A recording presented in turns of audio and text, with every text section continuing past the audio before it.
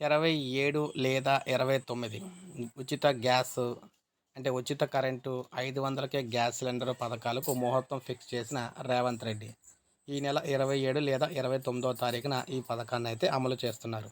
మార్చి నుంచి అర్హులకు విద్యుత్ జీరో బిల్లులు 500 చెల్లిస్తే సిలిండర్ అందేలా చూడాలి.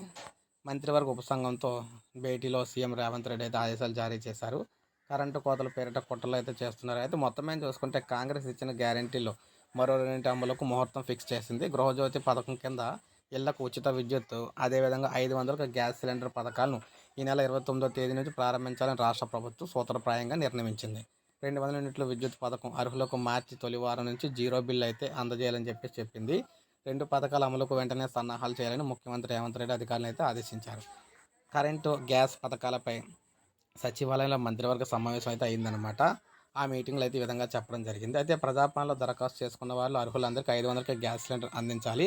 ప్రభుత్వం ఇచ్చే సబ్సిడీ నేరుగా లబ్ధిదారులకు బ్యాంక్ ఖాతా బదిలీ చేయాలా, గ్యాస్ ఏజెన్సీలను చెల్లించాలా, వీటిలో సాధ్యాసాధ్యాలు ఏమిటి అనేది సీఎం అయితే పౌర సరఫరాల శాఖ అధికారులను అడిగి తెలుసుకున్నారన్నమాట. ఎలాగైనా సరే లబ్ధిదారులకు 500 చెల్లిస్తే సిలిండర్ ఇచ్చేలా చూడాలని చెప్పేసి వీరైతే డిసైడ్ చేయడం అయితే జరిగింది. సో అందువల్ల 29వ తారీఖున ఈ 2 పథకాలు అయితే అమలు కాబోతున్నాయి. సో ఇది ఫ్రెండ్స్ ఈ వీడియో. నన్ను లైక్ చేయండి, సబ్స్క్రైబ్ చేసుకోవద్దు, మన ఛానల్ సబ్స్క్రైబ్ చేసుకోండి.